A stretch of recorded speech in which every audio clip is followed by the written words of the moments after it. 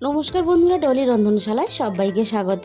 আর আজকে তোমাদের সাথে শেয়ার করব খুবই সহজ সরল ঘরে থাকা উপকরণ দিয়ে বানানো একটা সম্পূর্ণ নতুন নিরামিষ রেসিপি।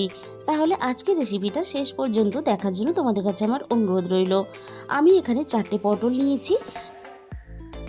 এবারে আমি পটলগুলোর অল্প অল্প করে খোসা রেখে পটলগুলোকে ছাড়িয়ে নিয়েছি, আর ছাড়ানোর পরে আমি খুব ভালোভাবে ধুয়ে নিয়েছি। পটলগুলো কাটার পরে আর ধোয়া যাবে না।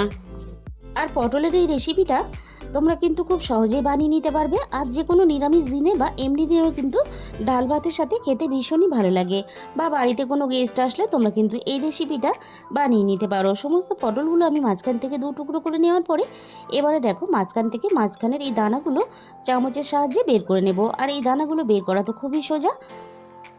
আর এই রেসিপিটা বানানোর জন্য খুব বেশি উপকরণেরও প্রয়োজন হয় না। সমস্ত পটলের দানাগুলো আমি বের করে নিলাম। প্রথমে পটলগুলো আমি একটা বড় বাটির মধ্যে তুলে নিলাম। এবার আমি পটলের মধ্যে দিয়ে দেব স্বাদ মতো লবণ। লবণ দিয়ে পটলগুলো মেখে রাখলে তাহলে বাকি কাজগুলো সারতে সারতে পটলগুলো আমার বেশ এখানে অনেকটা নরম হয়ে আসবে। পটলগুলো আমি লবণ দিয়ে মেখে নিয়ে একটা সাইডে সরিয়ে রাখলাম। এবারে আমি ছোট একটা মিক্সিং জার নিয়েছি। মিক্সির জারের মধ্যে আমি সমস্ত পটলের দানাগুলো দিয়ে দিলাম। আর এখানে 1 চামচ পরিমাণ পোস্ত দিয়ে দিলাম। পোস্তর পরিমাণটা অবশ্যই তোমাদের নিজেদের মতন করে ব্যবহার করবে। আর এখানে দিয়ে দিলাম 1 চামচ পরিমাণ হলুদ সর্ষে। হলুদ সর্ষেটাই ব্যবহার করার চেষ্টা করবে, তবে যদি একান্তই না থাকে তাহলে কালো সর্ষেটাও ব্যবহার করতে পারো। সব কিছু একসাথে আমি শুকনো অবস্থায় একবার ঘুরিয়ে নিয়েছি মিক্সির মধ্যে। এবারে আমি ঝালের জন্য একটা কাঁচা লঙ্কা দিয়ে দিলাম। পুরটা একটু ঝালঝাল হলে তাহলে খেতে ভালো লাগবে। আমি এখানে 1 চামচ পরিমাণ জল দিয়ে দিলাম। খুব বেশি জল দেওয়ার প্রয়োজন নেই। সব কিছুর একটা পেস্ট বানিয়ে আমি রেডি করে নিলাম। আর এই রান্নার জন্য আমি নিয়েছি হাফ মালা কোরানো নারকেল। আর আমি একটা বড় বাটির মধ্যে প্রয়োজন মতন বেসন নিয়ে নিয়েছি। আর বেসনের মধ্যে এবার আমি দিয়ে দেব 1 চামচ পরিমাণ চাল গুঁড়ো। আর এখানে যে কোনো চাল গুঁড়োই ব্যবহার করতে পারবে। আর দিয়ে দিলাম এখানে স্বাদ মতো লবণ। আর আমি এখানে দিয়ে দিলাম অল্প একটু হলুদ গুঁড়ো। আর আমি এখানে দিয়ে দিলাম অল্প একটু কালো জিরে। এবার আমি বেসনের মধ্যে অল্প পরিমাণ জল দিয়ে দিলাম। একসাথে খুব বেশি জল দেওয়ার প্রয়োজন নেই। এবার আমি বেসনটা সব কিছুর সাথে খুব ভালোভাবে ফেটিয়ে নেব। আর জল খুব বেশি একেবারে দেবে না, অল্প অল্প করে জল দিয়ে এইভাবে সুন্দর করে বেসনটাকে বেশ একটু হাতে সময় নিয়ে ফেটিয়ে রেডি করে নেবে। আর বেসনের ঘনত্বটা ঠিক এরকম রাখতে হবে। দেখে নিশ্চয়ই বুঝতে পারছো। তাহলে এবার রান্নার দিকে যাওয়া যাক। আমি কড়াইয়ের মধ্যে 1 চামচ পরিমাণ সাদা তেল দিয়ে দিলাম। পেস্ট করা পটলের দানা আর মশলাটা আমি এখানে দিয়ে দিলাম। আর আমি এখানে দিয়ে দিলাম স্বাদ মতো অল্প একটু চিনি। অল্প একটু চিনি দিলে তাহলে পুরটা বেশ একটু মিষ্টি মিষ্টি হবে, খেতে ভালো লাগবে। 5 থেকে 6 মিনিটের মতো সব কিছু একসাথে নাড়াচাড়া করে নিয়ে এবার আমি এখানে নারকেল কোড়াটা দিয়ে দিলাম। নারকেল কোড়াটা দেওয়ার পরে আমি এখানে স্বাদ মতো লবণ দিয়ে দিলাম। নারকেল কোড়াটা সব কিছুর সাথে নাড়াচাড়া করে খুব ভালোভাবে মিশিয়ে দেব। সব কিছু খুব ভালোভাবে একসাথে নাড়াচাড়া করে মিশিয়ে নিয়ে আমি এখানে সামান্য পরিমাণ একটু গরম মশলার গুঁড়ো দিয়ে দিলাম। গরম মশলার গুঁড়োটা দিলে পোরটার মধ্যে দারুণ একটা ফ্লেভার আসবে, আর খেতেও ভালো লাগবে। সব কিছু একসাথে নাড়াচাড়া করে আমি এখানে মিশিয়ে নিলাম।